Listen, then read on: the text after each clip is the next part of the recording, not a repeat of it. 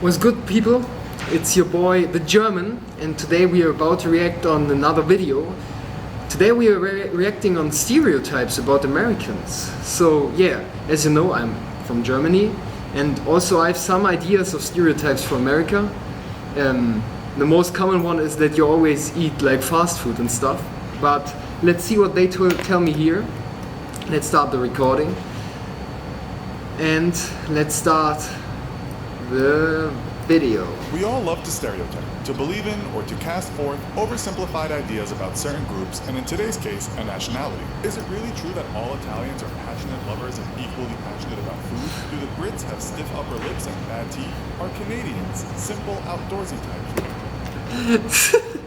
Even the start, like, the first one, okay, it's kind of cool. The second one, oh, I'm sorry for the English people. And then the Canadians, I think that's also alright. I mean, what's about... Enthusiasm for chopping wood. Well, I mean, it's not that bad to be enthusiastic to chop wood, right? today we are going to look at just one country. In this episode of the infographic show, common stereotypes about Americans. Don't forget to The Americans. subscribe and click the bell button so that you can be part of our notifications bar. Yeah, he told you. Make sure you subscribe, but also to me. Bold, brash America. How true is that? There is a stereotype that Americans are a big or fat nation. This Told you. This is the most common one, which we also have here in Germany. stereotype is partly true if you believe the World Health Organization. According to 2015 data, the USA was the most obese Western nation in the world, but it only came 16th on the list, which included all the world's nations. Okay, so this is interesting. So it is not the worst, but it's one of the fattest, and it's placed 16. Okay, so it's not only a stereotype, it's more or less also some kind of true. The island of Nauru in the region of Micronesia came first on the list. Reports suggest Americans actually exercise a lot, but with a diet of fast food, high sugar intake, and supersized portions, U.S. citizens will have a hard time running off the extra pounds. This picture is great. Come on. I mean, it's not only sports, right? It's also if you try to deal with good stuff, you don't eat just the fast food and stuff like this, you can also have some big effect on your health. But obviously making sports is also important. We might take bold and brash to sometimes mean arrogant and dismissive of other cultures. Who hasn't seen those viral video clips wherein Americans are subjected to global knowledge questions and come out looking like they know little about the world? Oh, but this is not only in America, okay? So we've got a lot of street interviews here in Germany where these guys don't know anything, even they don't know anything about Germany. So yeah, I don't know. Knowledge is kind of lacking right now in our generation, I think. I don't want to blame everybody, but there's a lot of lack. According to the writer and habitually quoted academic Noam Chomsky, the average American knows a lot more. Oh, I think this could be me. I can feel the emotions and stuff, like the chips and beer and like, oh yeah, this is what you need. About sports than global politics. The gas station attendant who wants to use his mind isn't going to waste his time on international affairs because that's useless. He can't do anything about it, said Chomsky, stating that people use their expertise where they think it counts. He also said to be critical and disobedient went against the grain, and so most Americans... Oh, but this is bad. You might not know so much about the Brexit in America because it's not really so much affecting you, but here in Europe it's strongly affecting, for example, the Germans, and being like, I don't care, I just want to drink. This is obviously a common way to handle this, but obviously not the best one. You also should have a more detailed look on it, and you're gonna be affected by it. But let's continue.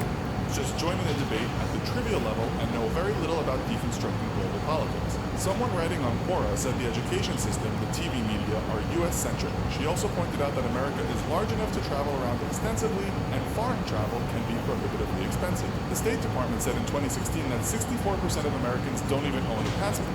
Okay, so this is not possible here in Germany. You don't need it, to be honest, but I mean, many things require a passport. Sometimes you need to buy something. If you want to buy a video game 18 plus and you don't look so old, you need one. You don't need to need one if you want to travel inside Europe so much, but if you want to go to America, for example, you also need one. So yeah, here I think more or less everybody has a passport. At least 90%. Don't blame me if it's wrong, but it's a lot. But then you could ask, with such a large and beautiful country, do they need one?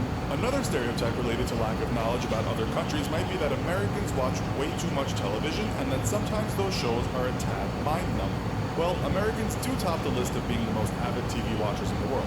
According to a Recode article in 2016, the average American watches 4.3 hours of TV a day. The older generation more so than the younger generation, who prefer spending time using other devices. It depends on... Okay, so this is really a lot. 4.3 hours. I mean, I don't think it's so much more than here, but what's really common in America is that you all more or less have pay TV, and here we've got a lot of guys having streaming like Netflix and stuff, but yeah, pay TV is not that common here. That's why you also have more time in front of the TV, maybe, but 4 hours a day is not so much. I would have expected more, to be honest. On what you watch on TV, but one could ask if you could equate the global ignorance stereotype with being the country that is glued to what has sometimes been called the idiot box more than anyone else. We are starting to sound quite negative now. So what about all those positive stereotypes? Well, yeah, let's go on with the positive ones. Friendliness and optimism. Okay. Yeah.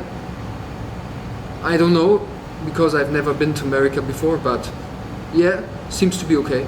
I mean, it's always good to be friendly and optimistic. Writer Stephen Fry once said that after traveling around the USA for a while making a TV program, one thing he most admired was the friendliness and positive outlook of Americans. He extolled what he called American optimism, and that American people believed they could improve and do what they wanted to if they tried. This is really a common stereotype to achieve the American dream. This is also well known here. All may boil down to what we might call the American dream in the pursuit of happiness. Are all Americans like this? A report by the United Nations Office on Drugs and Crime put Americans 8th on the list of most drug-addicted countries, noting that the prescription painkiller epidemic is presently very worrying.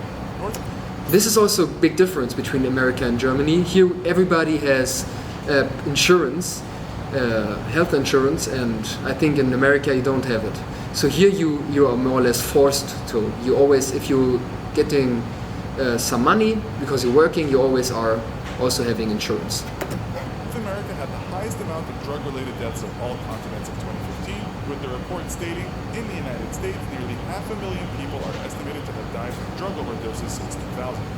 This is really bad. There's also quite a few prominent people like Juicy WRLD and stuff who died in the last month, and this is also really bad. Like, drugs are always bad, but if you even die from it, this is the worst. I don't know anything about drug-related deaths here in Germany, but yeah, in most cases there are news from your country, from the US. There's not so much information about German people dying from drugs. Just recently, the New York Times reported that drug overdoses in the US were rising faster than ever. Perhaps American optimism is partially true, but American OxyContin addiction undermines the positive outlook stereotype. What about guns? Americans love guns, yeah. Forbidden in Germany on the streets. Only people with a gun card are allowed to have a gun, and it's not allowed to just buy it on the streets. There are really, really strict rules and really strict laws. Of their guns, right? According to the Telegraph in 2016, Americans do indeed have more guns per person than any other country in the world. The data tells us there are 112 1.1 guns per person. Holy shit. Yeah, I think that's like, don't blame me, but that's really, really a lot. Like here, I don't know, maybe like 10 per 100, but this is even like maybe even just 1 per 100 or less. So yeah, here it's really strict. 0.6 per 100 citizens, more than a gun for every person. It's true that many Americans support the right to bear arms, but it's also true that many other Americans support tighter gun control or the banning of guns altogether. A recent Pew Research poll found that 52% of Americans support stricter gun control, while only 18% wanted less strict control. A Gallup poll... Okay, so more than half they want stricter rules, which I can understand pretty good. Like, having guns on the streets is always... You've got on the one side that you can help yourself with the gun, but on the other side it's way too easy to grab the gun in a conflict and just use it. So yeah, that's why guns are always bad. Poll in 2016 said that 76% of Americans said handguns should not be banned for all people, not including authorities, but 23% said they should. Another stereotype is that Americans... Okay, so handguns are thought of different. Interesting. ...are loud and sometimes rude.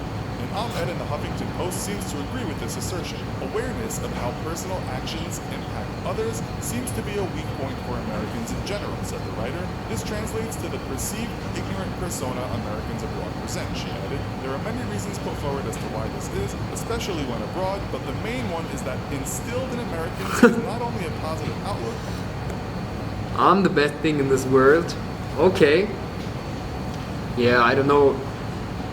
Being confident is good, but being like egoistic, I don't know if this is the right word in English, this is always obviously not good. But also self-importance. People think they should be heard, and this also goes back to embracing freedom of speech and saying what the hell you want to say, goddammit. This has sometimes been taken as rude in a situation where an American will complain about the service or food in a restaurant, or perhaps... This food is awful, goddammit. So going on the streets is really common here in Germany. There's, I think, like once a week there are people going on the streets.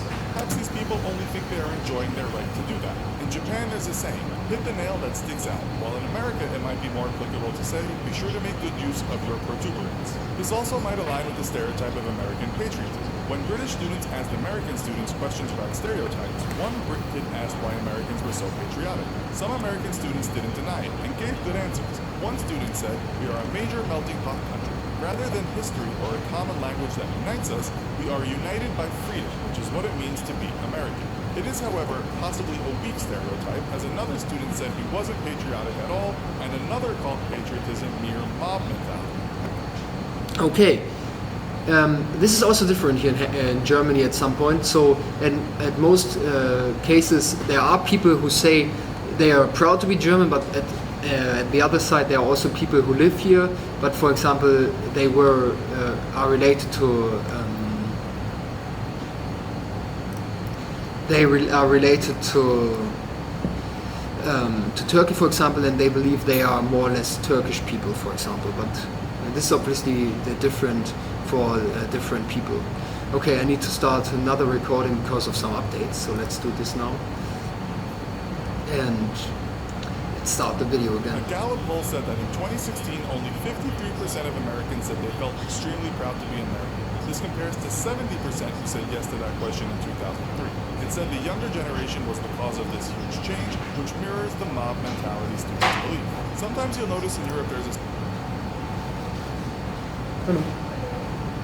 certain snootiness that Americans are not cultured. This to some extent could be true, as the United States is relatively new, and so we can't really credit the country for a renaissance of culture. But hold on, what about the great transcendentalist movement of the 19th century with its poets and philosophers that is making a comeback today against hyper-consumerist values? This later led to the free-spirited Beat generation in the books of Jack Kerouac. In music, America gave us the blues, originating from African Americans in the Mississippi Delta. It gave us New Orleans jazz. It gave us, to a large extent, the hippie 60s and the American Kool-Aid acid test. In New York in the 70s, we got disco, and following that came the hip-hop movement.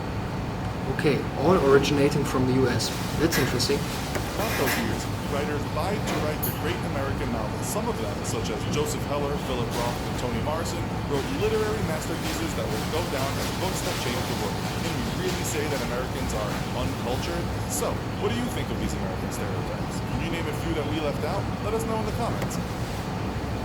Interesting, interesting. So, many differences between our two countries, but also some things in common. Let me know if you want me to react on something different from that.